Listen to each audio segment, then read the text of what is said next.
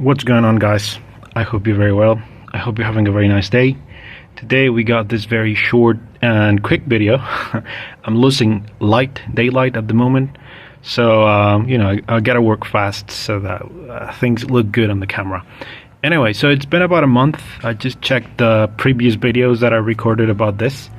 It's been about a month since I performed an air layer in this Deshojo maple, and at least one of the cuts has rooted significantly, and we're gonna remove it today.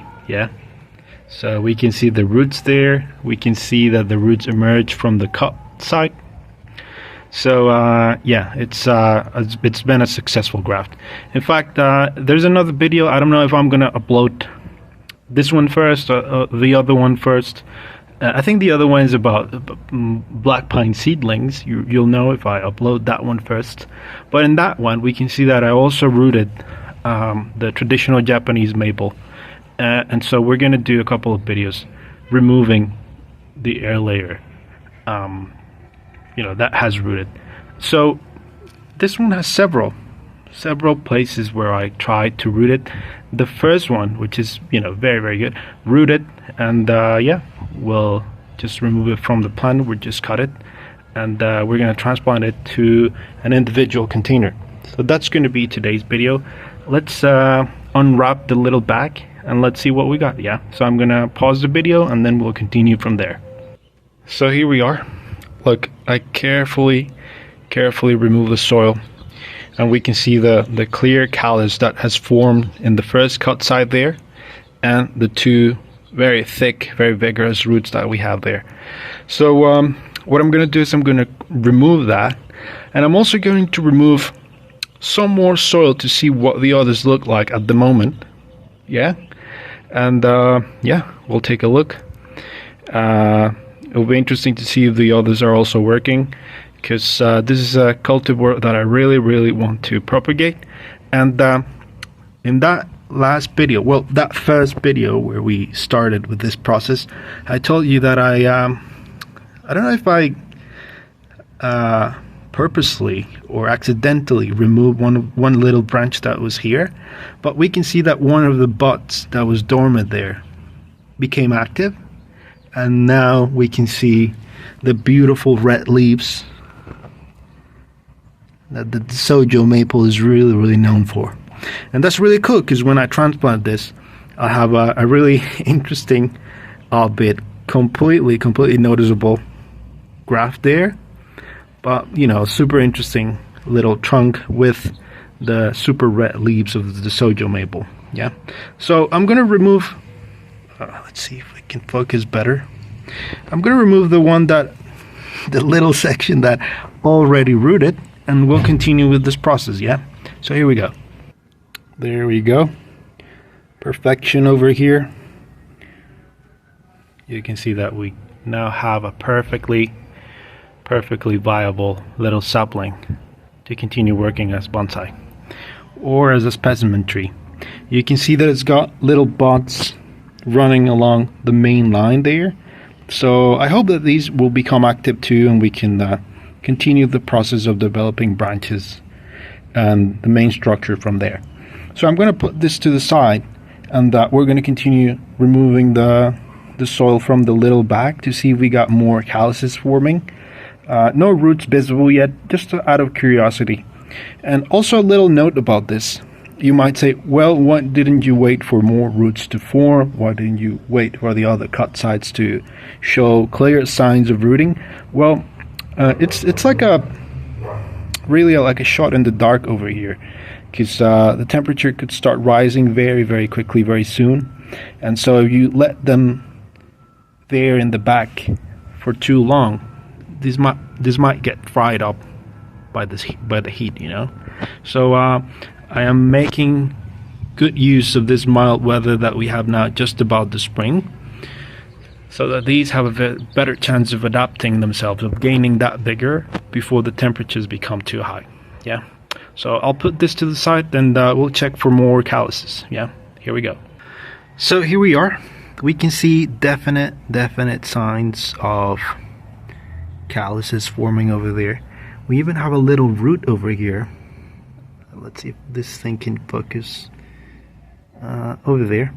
This little section is not attached to a piece of the plant that I'm gonna remove, so that it can become a separate plant. This section right here is where I peeled the bark, and this is the little section that I'm gonna remove. So it formed a callus on the base of that. You know what I mean? So it doesn't have any foliage that it can continue feeding. But nevertheless, we have definite calluses over there. We got another one over here. I think that's the largest one. This one I think is having a couple of issues growing new roots, because I see that the moisture has been accumulating here. So what I'm gonna do is I'm gonna fill this up again. Yeah. And I'm gonna make more little drainage holes here, so that the new roots can definitely emerge.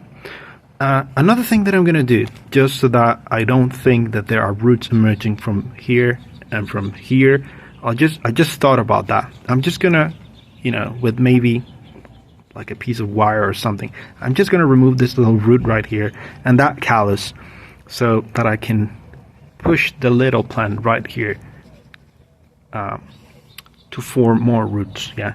And if I see this sticking out of the substrate, I don't think that it's this little section that has rooted or this little section that has rooted. I will know for sure that it's this one or this one if I see any more roots, because I will remove this one right here. Yeah, I don't know if that makes sense.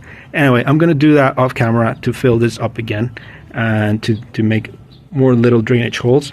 And the next step would be to plant that little guy in this container. Yeah, so here we go. So now we have this little fella here. Let me see if I can grab the camera with this hand and do the rest of the operation with the other. I think I can. We carefully add more soil so that it can continue to develop. So you'll notice that I'm using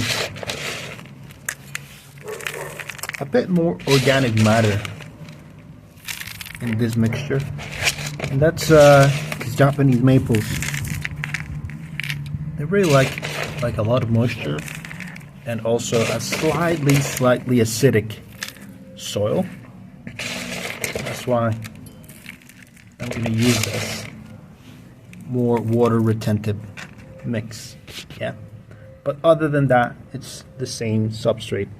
It's cocoa coir, cocoa dust with volcanic rock and pumice. So yeah, I'll keep you posted on this little guy.